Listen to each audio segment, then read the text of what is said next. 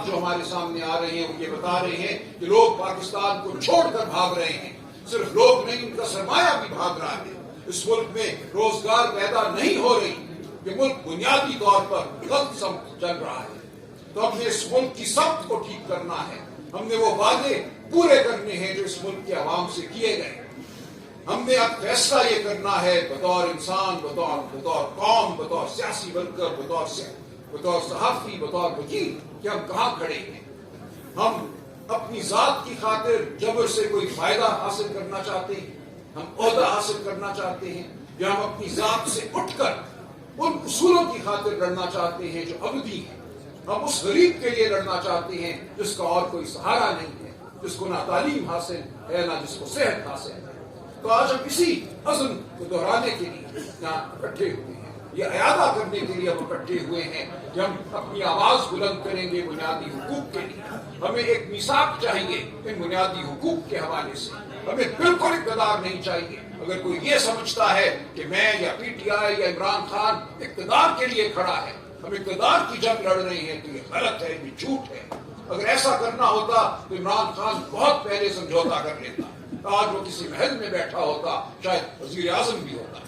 इमरान खान फैसला कर चुका है, और मैं समझता हूँ इस कौम की बड़ी तादाद ये फैसला कर चुकी है कि हमने अब उसूलों की जंग लड़नी है, इक़्तिदार की जंग नहीं लड़नी। तो इस बारे में कोई इब्हाम ना रखे। अब्दुल भट्ट साहब, बिल्कुल आप फिक्र ना कीजिए। माजी में अगर नाकामी हुई तो ये मतलब नहीं है कि हम आज साकित होकर बैठ जाएंगे, आज हम जुमूद ज़दा हो जाएंगे। ये आप पे और मुझ पे हर लम्हे फर्ज है कि हम अपनी आवाज बुलंद करते रहें। हम जो ही खामोश होते हैं हम मौत को गले लगाते हैं। हम बतौर इंसान, बतौर शऊर मर जाते हैं। खामोशी मौत है। हमने मौत को गले नहीं लगाना, हमने बोलना है, हमने अपनी आवाज बुलंद करनी है, हमने चलना है अब आगे। तो आप सबसे मेरी ये दरखास्त है, पाकिस्तानी कौम से मेरी ये दरखास्त है कि कोई खौफ आपके आगे नहीं खड़ा हो सकता। अब आपने रद्द करना है खौफ को जो रियासत की तरफ से आपकी जानिब भेजा जाए।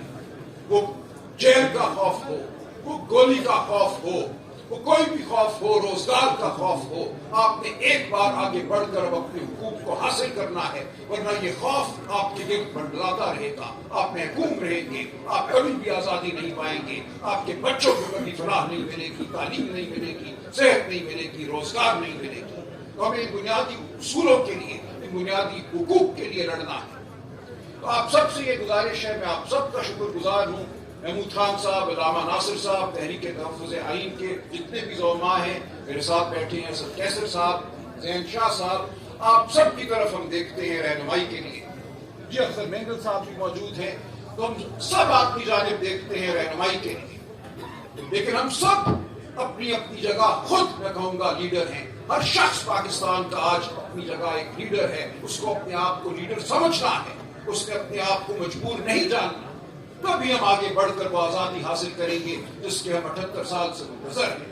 तो इंशाअल्लाह आज़ादी हमारा मुकद्दर है।